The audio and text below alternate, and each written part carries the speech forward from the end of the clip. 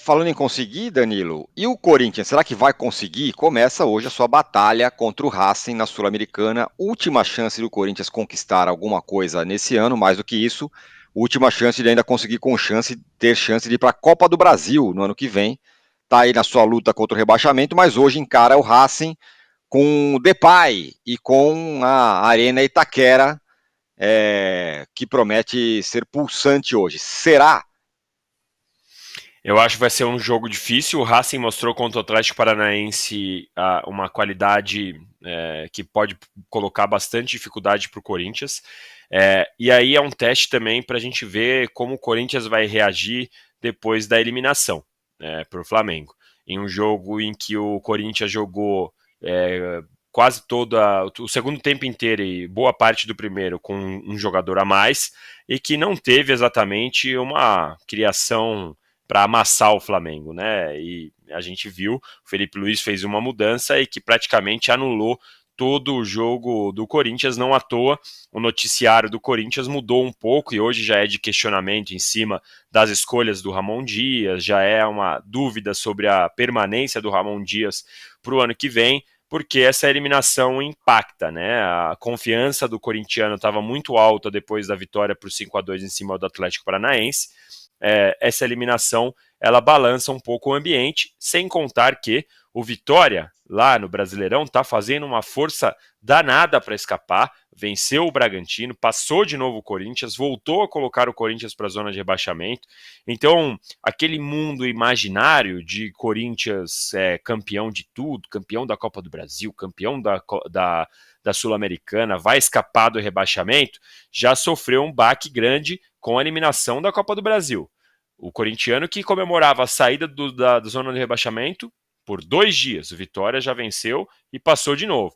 Então, e cada vez que a gente vai chegando mais perto do fim do ano, agora é dia 24 de outubro, a gente volta a falar o mesmo papo. Essa reta final fica ainda mais pesada. Falando da Sul-Americana especificamente, eu acho que o Corinthians tem um jogo, talvez não, o adversário mais difícil que pegou até agora na Sul-Americana é o Racing, e que o Racing também está querendo jogar a vida nessa Sul-Americana. E é curioso, viu, Tironi? Porque imagina no ano que vem, caso o Corinthians consiga ficar na primeira divisão. Então o Corinthians vai ter o Paulista e o Brasileiro, se não ganhar essa Sul-Americana. Porque não vai jogar nem a Sul-Americana, nem a Libertadores e nem a Copa do Brasil. Então é um calendário para um time que tem tanta dívida e que precisa tanto de dinheiro no ano que vem com 2 competições, realmente vai ser complicado. Tem um inferno muito próximo aí do Corinthians, que é ser rebaixado, tá fora de tudo, jogar 2 competições com esse elenco todo. Quer dizer, Série B e Paulista. Depay nem ficaria na Série B. É o calendário que o Santos teve esse ano. Teria o Corinthians com esse elenco trilionário, o que seria uma loucura. Na outra semifinal, Alícia, o Cruzeiro do Diniz empatou em casa com o Lanús. Eu vou falar um número aqui para você que me pareceu espantoso. Diniz, nos últimos 10 jogos dele, 5 no Flu, 5 no Cruzeiro. 0 vitórias, 5 empates, 5 derrotas. 16,7% de aproveitamento. Esses são os números do Diniz. Começa muito mal no Cruzeiro e ontem na coletiva, ele já estava no modo Diniz malucão, né? Não, estamos mudando, o time está jogando bem, tivemos 165 chances, tomamos um gol de bola parada e não sei o que e tal. Ele já estava lá com as suas explicações. Mas começa mal o Diniz, hein? Mas você pode falar do Corinthians também, Alícia, por favor.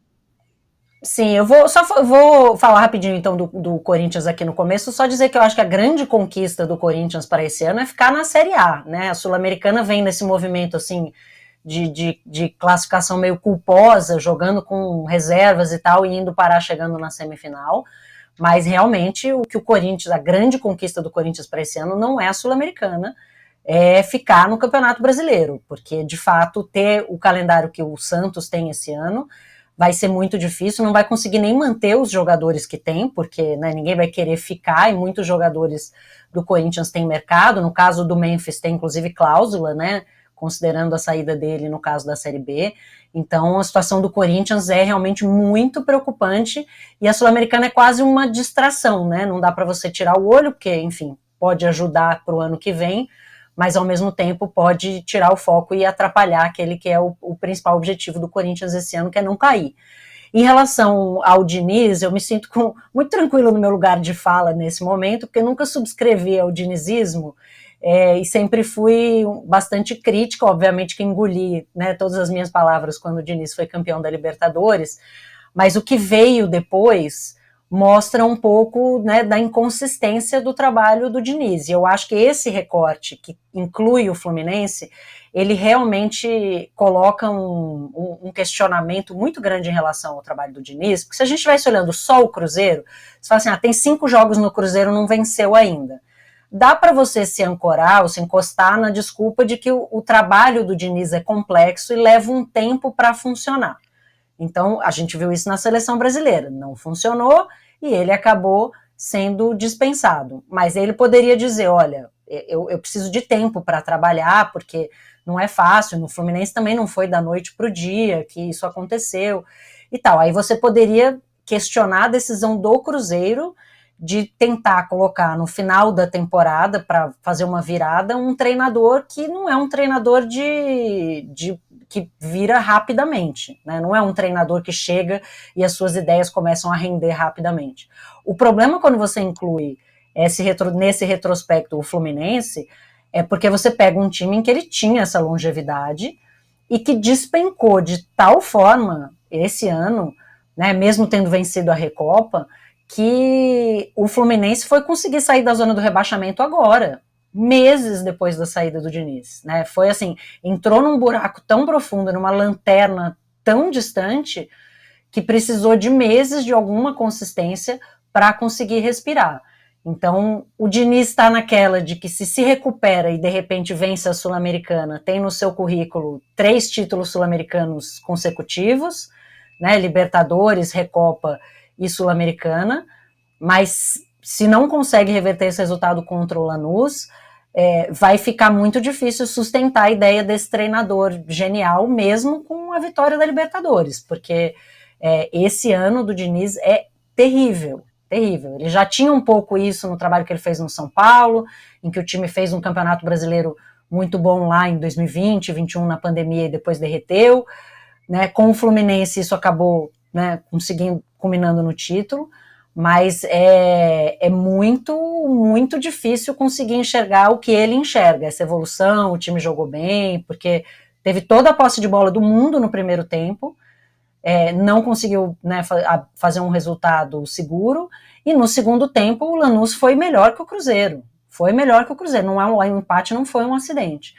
Então, o Diniz aí vai precisar se recuperar e realmente eu questiono a decisão do Cruzeiro de colocar um treinador com as características do Diniz para um final de temporada, achando que ele ia chegar e fazer, né, a diferença nesse restinho do ano. Então, o Diniz precisa se recuperar, porque senão a reputação dele não vai sobreviver muito mais tempo não, Tirone. Realmente um ano ruim demais do Diniz, depois de um ano glorioso do ano passado, né?